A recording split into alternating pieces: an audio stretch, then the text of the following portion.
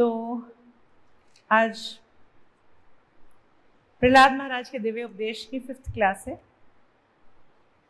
तो हम अपनी क्लास शुरू करते हैं। श्री प्रभुपाद को प्रणाम कर लेते हैं।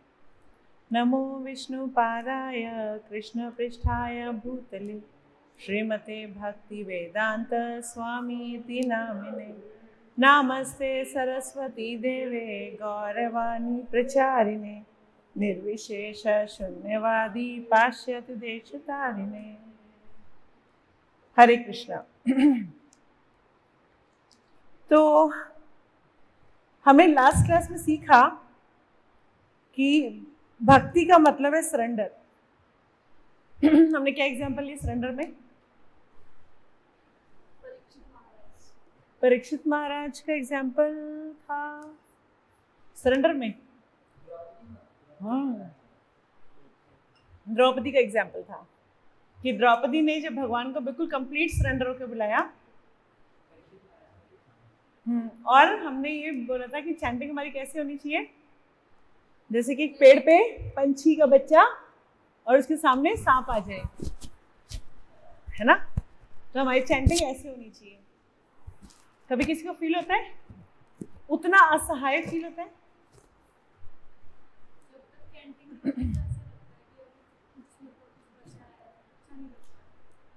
नहीं, अभी हमारी असहाय वाली स्थिति नहीं है। अभी कभी ऐसा नहीं लगा कि अगर सिर्फ मेरे कृष्ण ही और कोई नहीं है। तो आज हम सीखने जा रहे हैं नेक्स्ट पैराग्राफ से। आइए हम अपनी आयु की गणना करते हैं, वहां से पढ़ रहे हैं। तो मैं लाइन बाय लाइन नहीं पढ़ूंगी, मैं आपको थीम बेस समझाती जाऊंगी। तो सबसे पहले पहले तो हमें लाइन बाय लाइन इसलिए पढ़ना पड़ रहा था क्योंकि हमें कुछ बेसिक कॉन्सेप्ट एक बार ऐसे स्ट्रॉन्ग करने थे। अब जो बोलते जा रहे हैं प्रहलाद महाराज वो थीम बेस्ड बोलेंगे, तो इसलिए हमारे को थीम पे बात करनी है। तो सतयुग में आयु थी 1,00,000 साल, त्रेता में आयु थी 10,000 साल, फिर द्वापर में आयु आई 1,000 साल और कलयुग में आयु आई 100 साल। और जैसे जैसे कलयुग आगे बढ़ता जाएगा 100 का भी और कम होता जाएगा। कहते हैं कलयुग जब घोर कलयुग आएगा और कोई 35 साल का इंसान मिलेगा तो बोलेंगे बाप रे 35 साल का, कितना बूढ़ा हो गया है। हम ऐसे बोलेंगे जब कलयुग घोर कलयुग आ जाएगा। मतलब तब आयु कितनी रह जाएगी? कहते हैं 11 साल 12 साल की लड़की तो नानी बन जाएगी। इतना घोर कलयुग आएगा। और माँ अपने बच्चे को इसलिए जन्म देगी ताकि उसको भून के खा सके। ऐसा कलयुग आएगा कि उसको खाना खिलाते समय सोचेगी कि थोड़ा मोटा हो जाए तो इसको मैं मार के खा जाऊंगी। वो ये सोचेगी, इस मेंटालिटी से बच्चे को बर्थ दिया जाएगा। तो कहने का मतलब है, और हमने आज के कलयुग में ये तो देख ही लिया कि माँ अपने बच्चे को गर्भ में ही मार देती है अबॉर्शन करा के, है ना। तो कलयुग की शुरुआत से ही अब होने लगा है। जब घोर कलयुग आएगा तो ये भी कोई बहुत बड़ी बात नहीं होगी। तो कहने का अर्थ है कि जैसे जैसे युग चेंज हो रहे हैं, एक जीरो कम होती जा रही है। इसीलिए जो हम सुनते हैं विश्वामित्र जी ने 25,000 साल तपस्या करी, तो हम हंसते हैं, अरे 25,000 साल कोई तपस्या कैसे कर सकता है? 100 साल तो कुल आयु होती है। तो 100 साल की आयु कहाँ होती है? सिर्फ कलयुग में। उससे पहले सतयुग त्रेता द्वापर में एक जीरो घटता जा रहा था। सतयुग में सब लोग 1,00,000 साल जीते थे। अब इस आयु को भी थोड़ा सा हम और डीप में समझते हैं, एनालिसिस करते हैं। चाहे तो आप लिख भी सकते हैं। अगर मैं मान लूं कि एक इंसान कितने साल जीता होगा, 80 साल मान ले। एक इंसान अभी के कलयुग में मैक्सिमम कितना जीता है? लगभग 80 साल। 80 साल कोई हो तो हम बोलते हैं हाँ भाई अच्छा जी गया, है ना। 80 इयर्स मान लेते हैं। और दिन में वो मनुष्य कम से कम 6 घंटा सो रहे हैं। 6 घंटा 24 घंटे में से कितना हुआ? 1/4। इसका मतलब 20 साल तो सो रहा था। 80 साल में से 20 साल उसने किस में लगा दिए? सिर्फ सोने में। और लगभग 9 घंटा से 10 घंटा वो जॉब करते हैं, आना जाना ये वो मिलाकर। वे बचपन में पढ़ाई कर रहे हैं, इतना तो बच्चा सुबह 8 बजे आता है, 2-3 बजे स्कूल से आता है, उसके बाद फिर होमवर्क वगैरह भी करना होता है ना। लगभग 9 से 10 घंटा वो या तो पढ़ रहा था या जॉब कर रहा था। अगर मैं इसको निकालूं तो आता 30 साल की उम्र हमने क्या किया? सिर्फ काम किया। कितने हो गए? 20 और 30 50 साल। तो 50 साल की आयु तो हमने सिर्फ किस में बिता दी? 80 में से। 80 साल की आयु का स्टैंडर्ड लेके चल रही, मैं 100 साल की आयु का स्टैंडर्ड नहीं लेके चल रही। किसमें बिता दी हमने? सोने में और काम करने में। फिर अगर मैं 3 टाइम भी खाना खाती हूँ और आधा घंटा भी लगाए हम, पकाने का टाइम ना भी माने, सिर्फ खाने का टाइम भी मान ले, आधा घंटा भी मान ले, तो 1.5 घंटा 24 घंटे में से हमने खाना खाने में लगा दिया। कुल मिला के बनते हैं 5 साल। तो 5 साल हमने किस में लगा दिए? सिर्फ खाना खाने में लगा दिए 80 में से। और अगर मैं मान लूं कि 2 घंटा हम लोग फोन पे होते हैं रोज, 1.5 घंटा 2 घंटा हम ऐसे फोन पे होते हैं, इतना होते हैं। हाँ, सब चीज मिला लो, व्हाट्सएप ये वो सब कुछ मिलाकर 1.5 घंटा 2 घंटा हम फोन पे होते हैं। तो अप्रोक्सीमेटली 4 से 5 साल हमारी आयु से फोन ने खा ली।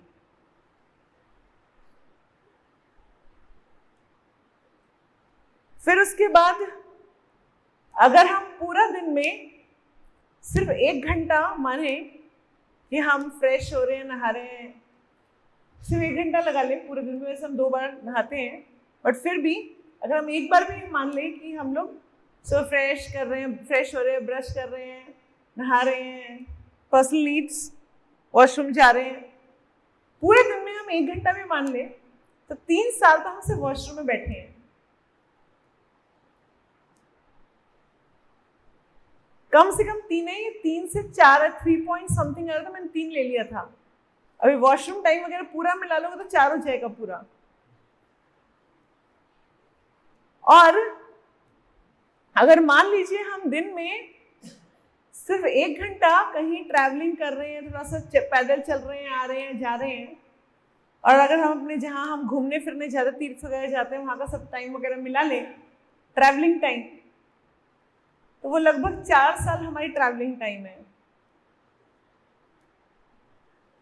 तो अब कोई बताया कितना बच गया?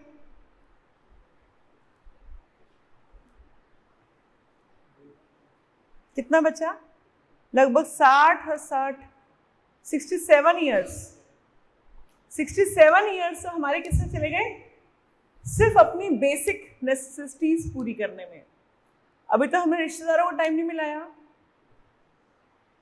है ना। अभी तो हम जितने अपने रिश्तेदारों से के घर जाते हैं और मिलते हैं और गप्पे लगाते हैं इधर उधर बैठ के, है ना, इधर उधर जो बातें करते हैं हम लोग, उसका टाइम तो हमें मिला ही नहीं रही अभी तो। तब भी मेरी जिंदगी में मुश्किल से 10 साल बचेंगे जहां मैं कुछ और कर सकती हूँ, खाना पीना, आहार निद्रा भय मैथुन के अलावा। अभी मैंने इसमें कोई टाइम नहीं मिलाया जिसमें हम बीमार पड़े हो। बीमारी में बहुत टाइम वेस्ट होता है। अभी मैंने वो कोई टाइम नहीं लगाया। अभी मैंने कोई अपने रिश्तेदारों के साथ मिलने जुलने का टाइम नहीं मिलाया। अभी मैंने कोई ऐसा टाइम नहीं लगाया जहां अपने दोस्तों के साथ बैठ के बातें करते हैं। अभी हमने ऐसे कोई टाइम नहीं लगाया जहां हम खाली बैठ के थोड़ा बहुत कभी यूट्यूब, कभी टीवी, कभी इधर उधर कुछ और देख लिया, कुछ और कर लिया। वो टाइम नहीं लगाया मैंने। जो कभी कभी होता है टाइम वेस्ट करते हैं।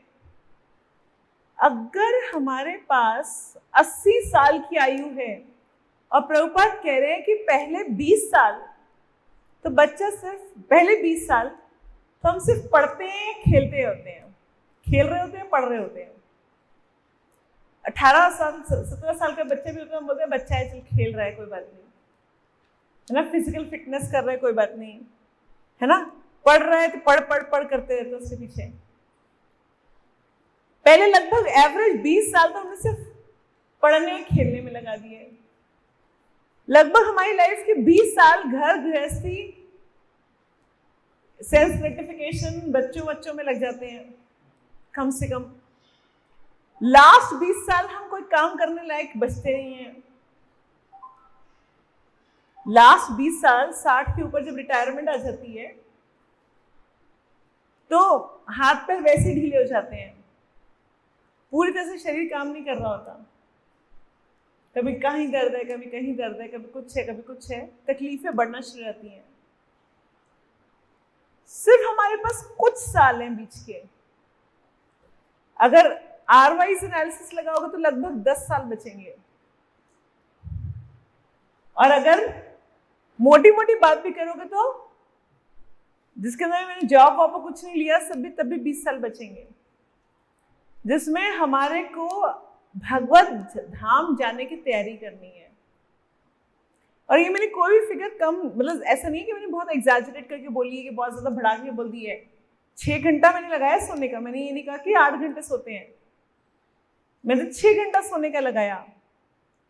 मैंने तो सिर्फ 8 से 10 घंटे जॉब के ऊपर लगाए हैं। मगर अगर जैसे शहरों में जाएंगे, मुंबई, कोलकाता, दिल्ली जैसे शहरों में जाएंगे, वहां 9 घंटे जॉब है, 2 घंटा जाना, 2 घंटा आना, 13 घंटे की जॉब होती है एक तरह से उनकी, है ना। फिर वो घूमने फिरने, हॉलीडेज मनाने भी जाते हैं। अगर मैं वो सारा टाइम लूंगी तो उनके पास टाइम नहीं बचेगा। ये तो मैंने भक्तों के लाइफस्टाइल से हिसाब से बताया है कि भक्तों के लाइफस्टाइल में भी हम 6 घंटा स्ट्रिक्ट सोए, हम सिर्फ अपना मिनिमम से मिनिमम 8 घंटा 9 घंटे काम करें, ज्यादा कुछ ना करें, तब भी हमारे पास मुश्किल से कितना टाइम बचता है? 10 साल अप्रोक्सीमेटली। क्योंकि अभी मैंने बहुत सारी चीजें, अभी अपने दिनचर्या देखेंगे तो बहुत सारी ऐसी चीजें नजर आएंगी आपको जो कि आप बोलेंगे मतलब ये तो लिया ही नहीं आपने, ये तो शायद आप भूल गए। ये 10 साल बचे हैं 80 में से, जिसमें से हमें चैंटिंग भी करनी है, भगवान की सेवा भी करनी है, शास्त्र भी पढ़ने हैं, शास्त्र भी समझने हैं। तो वहां पर टाइम कितना है?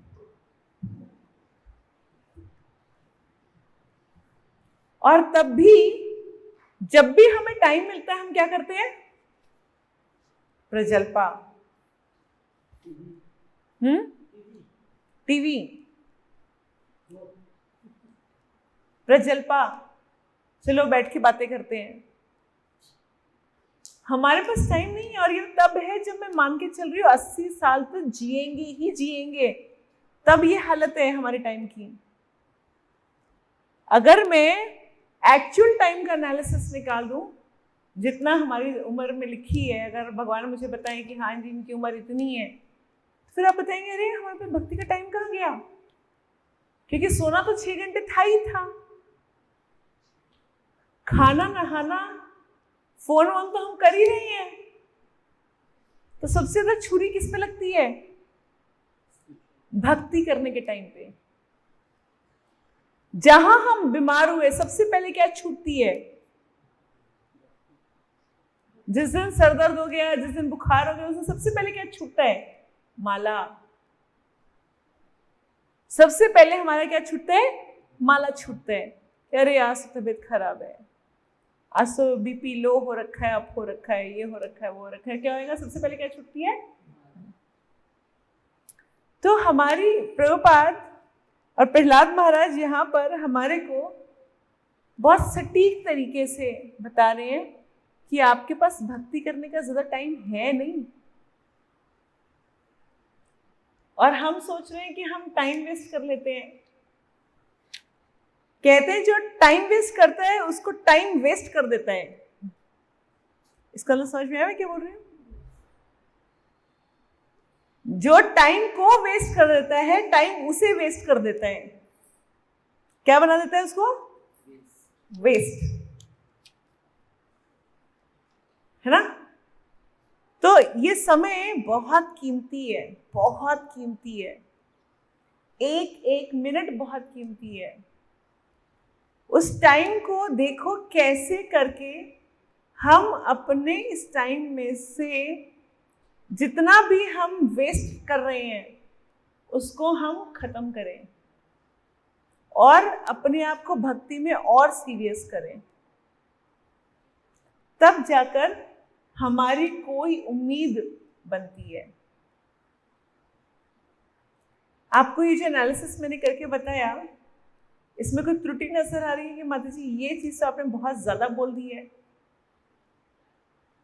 और आप कैलकुलेटर लेकर के आराम से इसका प्रोपोर्शन निकाल सकते हैं कि दिन में 6 घंटा सोते, 24 घंटे में से 80 साल की आयु है तो कितने कितने साल सोए? 20 साल सोए, है ना? तो आप खुद निकाल लीजिए। आप बोलेंगे माताओं को तो काम नहीं, घर का काम करना पड़ता है, वक्त तो एक ही है, प्रभु जी ऑफिस में जाके काम करते हैं। माताएं घर पे काम करती हैं, सबको काम करने का टाइम तो लगभग उतना ही है ना?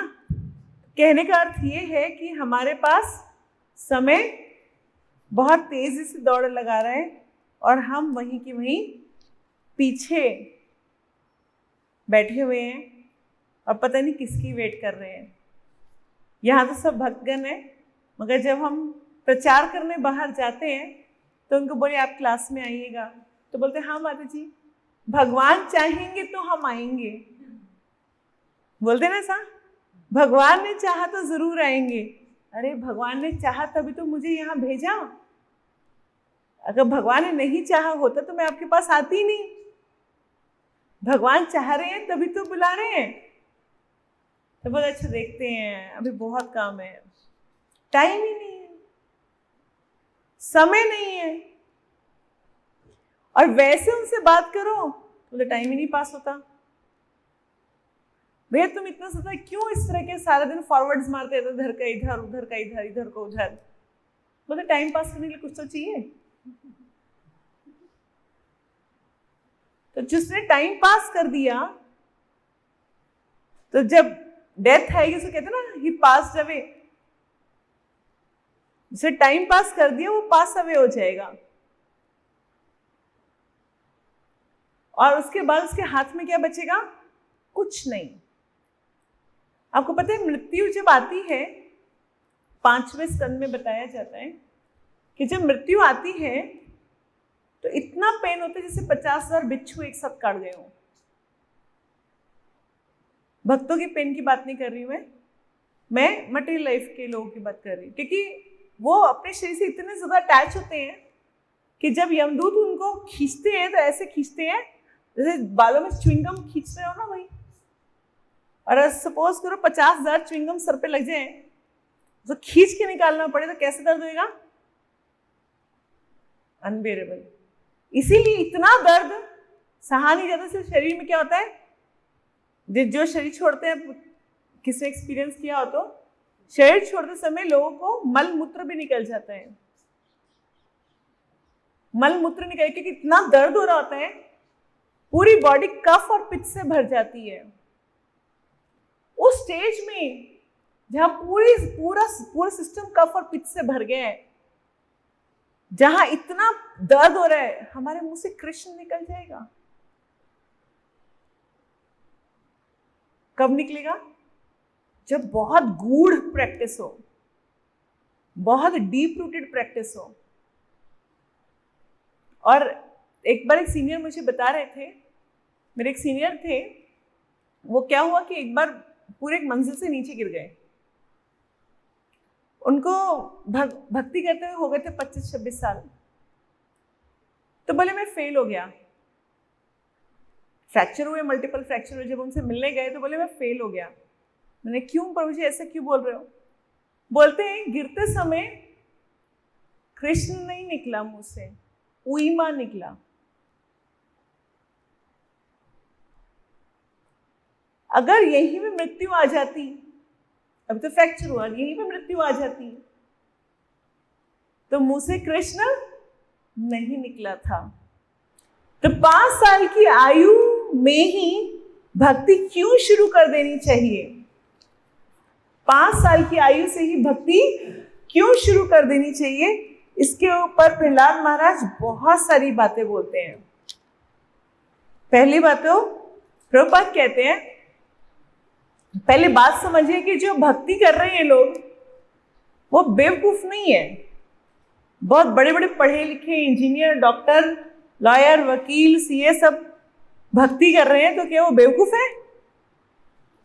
नहीं, वो सब कुछ त्याग करके, धोती कुर्ता पहन करके जब कर रहे होते हैं, है ना, लाखों लाखों रुपए की अपनी जॉब छोड़ करके वो सेवा कर रहे होते हैं।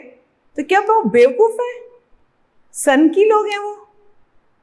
नहीं, ऐसा नहीं है, वो बहुत इंटेलिजेंट है। तो प्रहलाद महाराज ने कुछ रीजन बताए कि हम क्यों 5 साल से भक्ति शुरू कर देनी चाहिए। पहला, अगर 5 साल की आयु में ही भक्ति शुरू करा दी जाए तो उसको बहुत ज्यादा वो इंद्रिय में नहीं फंसेगा कि 5 साल से उसने भक्ति करना सीख लिया तो बहुत ज्यादा डिविएशन नहीं होगा, हर टाइम फोन में, हर टाइम इधर, ऐसा नहीं होगा। क्योंकि उसने शुरू से ही क्या किया? भक्ति के अंदर मन लगाया, तो शुरू से ही उसको क्या हुआ? स्ट्रांग हो गया। दूसरा, अगर वो 5 साल से भक्ति करना शुरू कर देगा तो ब्रह्मचर्य में आ जाएगा। प्रभुपाद कह रहे भाई 25 साल तक ब्रह्मचर्य में रहना चाहिए, उसके बाद आप गृहस्थ लाइफ में जा सकते हैं। वही चीज हम भी चाहते हैं कि 25 साल, 24-25 साल तक पढ़े, वही शास्त्र कह रहे हैं, कोई गलत बात तो नहीं कह रहे। मगर जब वो ब्रह्मचर्य में रहता है अपने गुरु के अंडर, तो वो अपने गुरु की सेवा करना सीख जाता है। और जब वो गुरु की सेवा करना सीख जाता है तो आगे भगवान की सेवा करने में उसको प्रॉब्लम नहीं होती।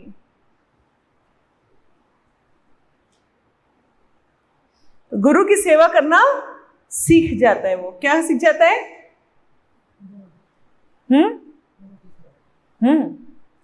उसको सेवा करना आ जाता है।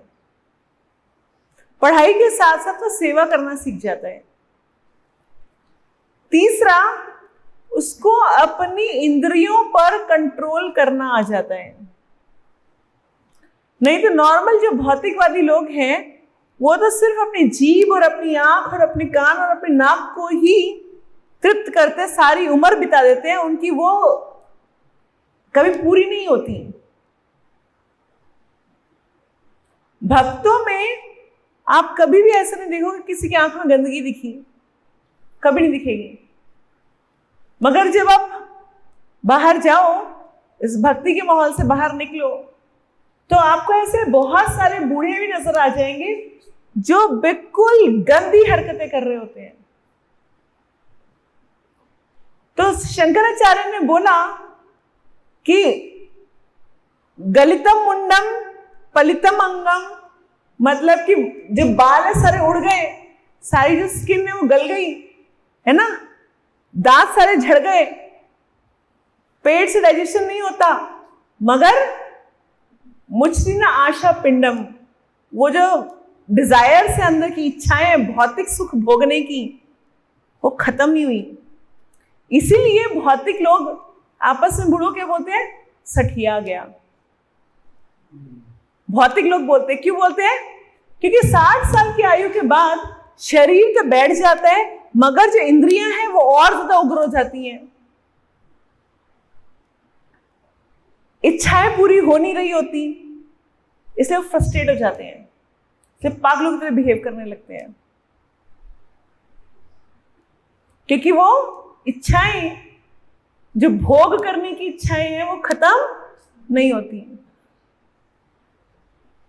अभी अभी मैंने थोड़े दिनों पहले एक रिपोर्ट देखी थी, सुनी थी, कोई 74-75 साल का बंदा है जिसके 135 बच्चे हैं, 10-15 वाइफ है, 135 बच्चे हैं, और उसका अभी सिर्फ कुछ 66 दिन पहले एक बच्चा पैदा हुआ है। मुस्लिम है, मगर आप देखिए इंसान तो वो भी है, इच्छाएं कुट कुट के भरी हुई हैं। 135 बच्चे पैदा करने के बाद भी अभी उसने ये नहीं कहा कि बस अब बहुत हो गया। भागवत में कहा जाता है कि किसी इंसान को इस पूरी पृथ्वी का सारा धन दे दिया जाए, सारा का सारा धन दे दिया जाए और सारी की सारी स्त्रियां दे दिया जाए, तब भी उसकी इच्छा पूरी नहीं हो सकती, नहीं हो सकती, पॉसिबल ही नहीं है। ये वो खुजली है जिसको जितना खुजलाते जाओगे वो और बढ़ती जाएगी। इसलिए प्रभुपाद हमेशा कहते हैं इट इज स्किन डिजीज। कभी आपने पढ़ा हो, वो हमेशा बोलते चर्म रोग है ये, हिंदी में पढ़ा तो चर्म रोग बोल रहे होते हैं। चर्म रोग क्यों है?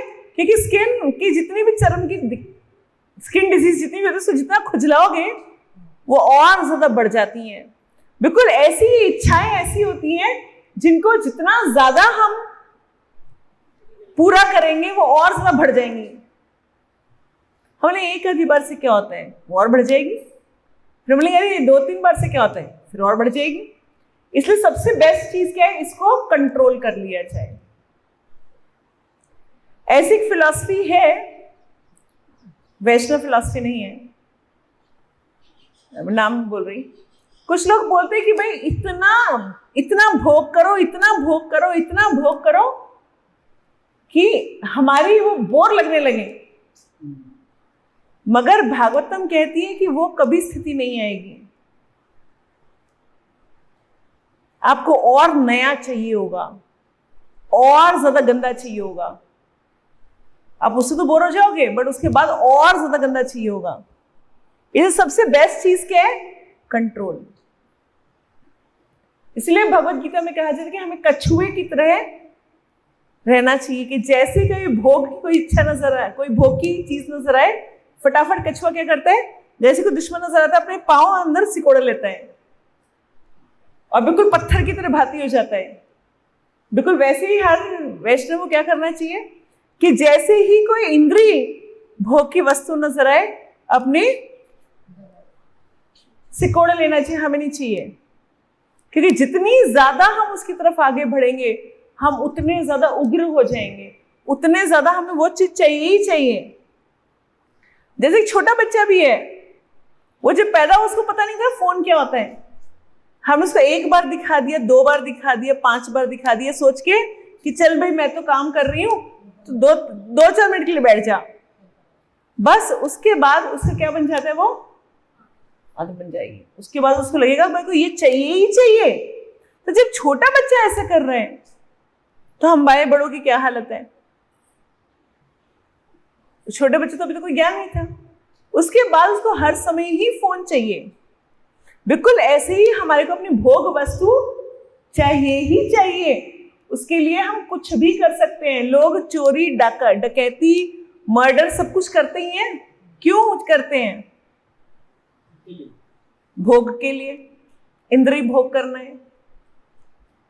और वो इंद्र भोग इतना उग्र हो जाता है, जैसे कि अजामिल की कथा सुनने में आती है। तो अजामिल की उसमें क्या हुआ था, सिर्फ 1 सेकंड का जो उसने एक गलत दृश्य एक वेश्या का देखा, उसके बाद वो ब्राह्मण, इतना उच्च कोटि का ब्राह्मण पूर्णतः गिर गया।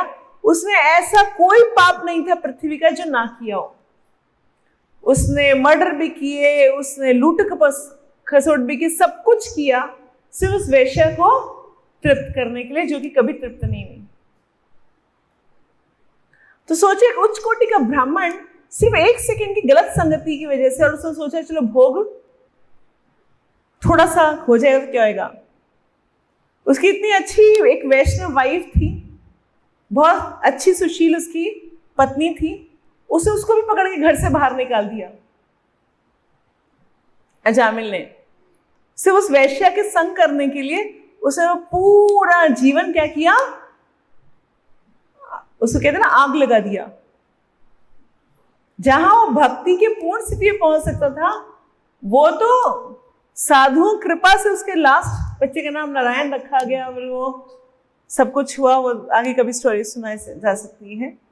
मगर जो लोग बचपन से ही भक्ति शुरू कर देते हैं उनको अपनी इंद्रियों पर संयम रखना आसान होता है। तो भौतिक लोगों को तो पता ही नहीं इंद्रियों पर संयम भी किया जाता है। उनको ये पता ही नहीं है कि ये इंद्रियां कंट्रोल भी की जा सकती हैं। उनको ये नहीं पता, उनको सिर्फ ये पता होता है इंद्रियां से भोगने के लिए होती हैं। वो बोलते हैं खाओ पियो और ऐश करो, है ना। क्या बोलते हैं, उनका फिलॉसफी क्या होती है, इंग्लिश में क्या बोलते हैं, drink, eat drink and B Mary, है ना। खाओ पियो और भोग करो, ये उनकी इच्छा है कि यही हमारे जीवन का उद्देश्य है, ऐश करो। मगर ये जीवन का उद्देश्य नहीं है, क्योंकि वो जो आप सोच रहे हैं ऐश, वो तो पिछली बार क्या समझाया था, गधे की तरह काम करना, सुअर की तरह भोग करना और ऊंट की तरह अपने ही खून पी के सोचना कि देखो कांटों में कितना रस आ रहा है ना। तो जो 5 साल की आयु से ही भक्ति करना शुरू कर देते हैं उनको अपनी सेंसेस पे कंट्रोल आ जाता है। फिर एक और बताया प्रहलाद महाराज ने कि हर जीव की ये नेचर है कि वो किसी ना किसी की सेवा करेगा। अगर बचपन से वो भगवान की सेवा नहीं करना सीखेगा तो वो कुत्ते बिल्लियों की सेवा करेगा। मैं वो सारे पॉइंट्स लिखवा रही हूं। तो क्या है आंसर इसका कि हर जीव की प्रवृत्ति है सेवा करना।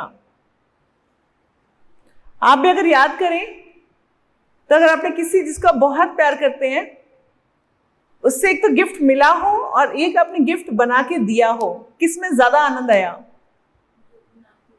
जब गिफ्ट बना के दिया, है ना। हफ्तों तक लगे रहे छोटी छोटी चीज बनाने में और उसके बाद वो बना के जब दिया तो कितना आनंद आया। तो ये हमारी सेवा की प्रवृत्ति है कि हमारे को सेवा करनी है। अगर हम भगवान की भक्तों की सेवा नहीं करेंगे तो किसकी सेवा करेंगे? समाज, सो कॉल्ड देश, और कोई नहीं मिले, रिश्तेदार और कोई नहीं मिलेगा तो कुत्ते बिल्ली। सेवा तो हमने करनी ही करनी है। अपने देश की और समाज की सेवा में क्या तकलीफ है? ये हमारी शरीर के साथ आइडेंटिफाइड है।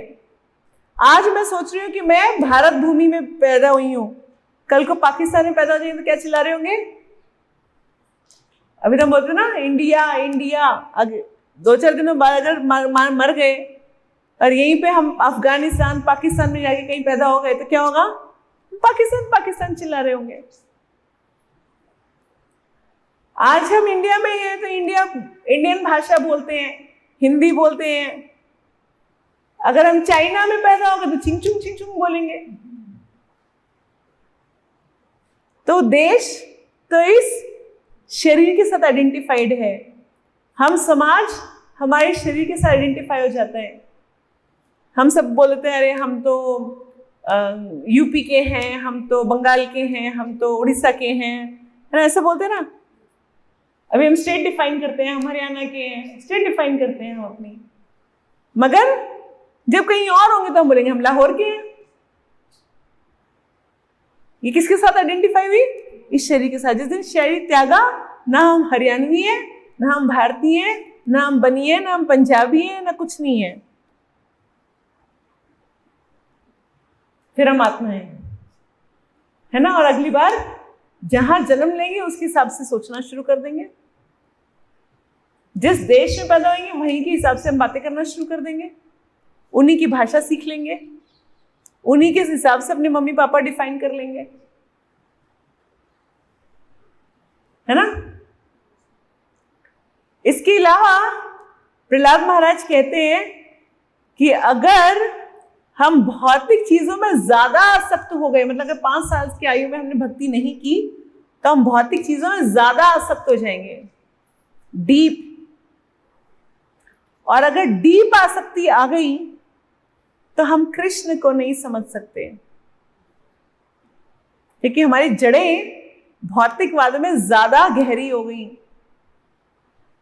है ना, ज्यादा हमारे को ऐप पड़ गए, ज्यादा हम पैसों के पीछे भागना शुरू हो गए, फिर कृष्ण कहाँ समझ में आते हैं? आते ही नहीं। जो बहुत गरीब होता है वो अपने 2 वक्त की रोटी जुड़ाने में लगा रहता है, उसको भक्ति समझ में नहीं आती। जो बहुत अमीर होता है उसको तो मेरे से जितना समझदार और मेरे जितना तो मैं तो जितना पावरफुल हूं उतना तो कोई मेरे जितना ताकतवर और मैं जितना समझदार हूं इस पृथ्वी पे कोई नहीं है। तो भगवान को क्या समझते? कुछ नहीं, उसको भगवान समझ में नहीं आता। तो अगर हमने भक्ति उसको बचपन से नहीं कराई और उसकी भौतिकवादी जड़ें मजबूत हो गई तो वो भगवान को कभी नहीं समझ सकता। और इसके अलावा वो इस भौतिक संसार में सुख ढूंढना सीख जाएगा, ये बिना जाने कि यहां सुख नहीं है। उसको पता ही नहीं है ये सुख नहीं है, सुख तो कुछ और चीज होती है। उसने कभी वो रस ही नहीं लिया, उसने कभी चैंटिंग का रस ही नहीं लिया, उसने कभी भगवान की सेवा का रस ही नहीं लिया, तो क्या होगा? उसको लगेगा कि हाँ वो क्लब और किट्टियां ही बहुत होती हैं, वही सब कुछ होता है, वहीं पे आनंद आता है। क्योंकि उसको इस तरफ का आनंद का पता ही नहीं है, असली आनंद पता ही नहीं है, तो नकली आनंद के पीछे ही भागेगा वो। तो एक बार क्या हुआ, एक बार एक ऋषि ने देखा, आज की क्लास बस इतनी ही खत्म करेंगे, आज हम, मेरी इसके बाद क्लास है। तो आज एक छोटा सा इंस्टेंस सुना रही हूँ। तो एक बार क्या हुआ कि ऋषि ने देखा एक बच्चा पानी में कूद रहा था, पानी में कूद के फिर ढूंढ रहा था कुछ, फिर बाहर आ जाता, फिर देखता, फिर कूद जाता, फिर ढूंढता, फिर बाहर आ जाता। इसने देखा 5-6 बार इस बच्चे ने बेचारे ने पानी में कूदी लगा ली, क्या कर क्या रही है? बुलाए थे, तो क्या ढूंढ रहे हैं? देखो पानी में आम है, मैं तो उस आम को ढूंढ रहा हूं, मेरे को आम, मैं जाता हूं आम गायब हो जाता है। बोले नलायक, आम नीचे नहीं है, आम ऊपर है। वो जो आम ऊपर है उसकी परछाई नजर आ रही है नीचे। बिल्कुल ऐसे ही जो असली सुख है वो कहाँ है? ऊपर। ऊपर कहाँ? भगवान की सेवा में, गोलोक वृंदावन में। ये जो नीचे नजर आ रहा है वो सिर्फ क्या है? उसकी परछाई। तो आज हमने क्या सीखा? आज की क्लास ओवर हो गई प्रभु। तो आज हमने क्या सीखा? Actually I have a class at 6 o'clock। क्या सीखा?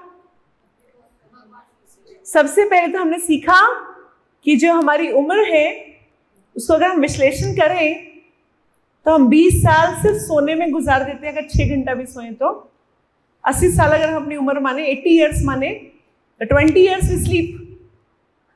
30 साल हम काम करने में लगा देते हैं, पढ़ाई, काम, इन सब में लगा देते हैं। और फिर क्या बताया? 3 साल हम सिर्फ हम नहाने धोने में लगा देते हैं, है ना?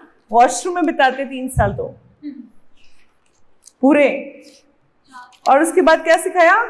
5 साल से हम खाना खाने में लगाते हैं पूरे वर्क लाइफ के। लगभग 4 से 5 साल हमारे फोन पे लगते हैं। लाइफ के 80 years में से 5 सालों से हम बिल्कुल मिनिमम फोन इस्तेमाल कर रहे हैं, तो हमारे 4 से 5 साल है। जिनको फोन की आदत है उनकी बात नहीं कर रही मैं। और लगभग 4 से 5 साल हमारी ट्रैवलिंग में बीतते हैं, कहीं जा रहे हैं पैदल, ये वो, बस पे, साइकिल पे, हमारी ट्रैवलिंग में बीतते हैं। तो हमारे पास सब कुछ मिलाकर लगभग बेसिकली पूरी लाइफ में से 10 साल है जिसमें हमें चैंटिंग भी करनी है, समझना भी है, पढ़ना भी है, भगवान की सेवा भी करनी है। तो बचा क्या? कुछ भी तो नहीं है, टाइम ही नहीं है। और हम कहाँ टाइम वेस्ट कर रहे हैं? तो बतेज जगह चीजें हैं जहाँ हम टाइम वेस्ट कर रहे हैं, रिश्तेदारों में, बातों में, इधर की उधर की सारी जगह टाइम वेस्ट कर। मैं रिवाइज करा रही हूँ कि कुछ लोग लेट आए थे आज। फिर उसके बाद हमने क्या सीखा? प्रभुपाद ने एक और विश्लेषण दिया कि 20 साल बचपन का खेलने और पढ़ने में खत्म हो जाता है, 20 साल इंद्रिय तृप्ति और घर गृहस्थी में खत्म हो जाता है, लास्ट के 20 साल बुढ़ापे में, बीमारी में खत्म हो जाता है। तो हमारे पास ज्यादा कुछ बचता नहीं है। 60 साल तो यही खत्म हो गए, उसके बाद जितनी भी उम्र है अपनी देख लेते हैं। मैं तो 80 साल मान के चल रही हूँ। तब हमारे पास 10 साल बचे हैं। जब 80 साल जिएंगे तो 10 साल बचे हैं। अगर उससे पहले गए तो हो गई छुट्टी फिर उसके बाद हमने बताया, प्रहलाद महाराज ने क्या बताया कि भक्ति 5 साल से क्यों शुरू होनी चाहिए। क्या कौन कौन से पॉइंट बताया, सबसे पहले बताइए। भक्ति 5 साल से करेंगे तो हमारा डिविएशन नहीं होगा, है ना, हम इधर उधर भटकेंगे नहीं, बहुत सा भौतिक चीजों में भटकेंगे नहीं। दूसरा क्या बताया, हम 25 साल तक ब्रह्मचर्य में रहते तो हमें गुरु की सेवा करनी आ जाती है। अगर गुरु की सेवा करनी आ जाए तो भगवान की सेवा में अपने आप मन लगता है। तीसरा पॉइंट क्या बताया, हमारे को इंद्रियों पे कंट्रोल करना आ जाता है। अगर हम इंद्रियों पे कंट्रोल करना आ जाएगा तो फिर हम इंद्रियों के अंदर बहेंगे नहीं, है ना। इसमें मैंने कछुए का एग्जाम्पल भी दिया और बहुत सारे एग्जाम्पल दिए थे। और क्या बताया, हमारी सबकी सेवा करने की प्रवृत्ति है। अगर भगवान की सेवा नहीं करेंगे तो देश की, समाज की, रिश्तेदारों की, और नहीं तो कुत्ते बिल्लियों की सेवा कर रहे होंगे। और इसके अलावा अगर हमारी इस भौतिकता में जड़ें स्ट्रांग हो गई तो फिर हमें भगवान समझ में नहीं आते। तो भौतिकता में अगर हम 5 साल से भक्ति नहीं करेंगे तो क्या होगा, भौतिकता में जड़ें मजबूत हो जाएंगी, और भौतिकता में जड़ें मजबूत हो गई तो भगवान के धाम, भगवान के कार्यों में पहुंचना बहुत मुश्किल हो जाता है। और इसके अलावा अभी और भी पॉइंट्स आएंगे अगली क्लास में, अभी चल रहा है टू बी कंटिन्यूड, है ना। एक और पॉइंट सीखा हमें, वो तो यही बताया था कि हमें देश की, समाज की, है ना। एक और सीखा कि हमें भौतिकता में रस आना शुरू हो जाएगा। हमने कभी स्पिरिचुअल वर्ल्ड देखा ही नहीं तो हमारे को लगेगा कि भौतिक चीजों में ही रस आता है। अगर 5 साल से भक्ति की हो और कहीं डिविएशन भी आएगा तो उसको पता है कि हायर टेस्ट क्या है, तो वो कभी ना कभी वापस पलट के आएगा। अगर उसने कभी स्पिरिचुअल लाइफ देखी ही नहीं, आध्यात्मिक जीवन जिया ही नहीं, तो उसके बाद क्या होगा कि वो उसको लगेगा कि यही जो पैसा कमाना और भौतिक चीजों में जो है रस, यही रस होता है। उसको असली रस का आस्वादन हुआ ही नहीं। तो ये कुछ पॉइंट्स अभी और भी पॉइंट आएंगे कि 5 साल से भक्ति क्यों करनी चाहिए। आज हमने कुछ पॉइंट लिखे, है ना। तो श्रील प्रभुपाद की जय।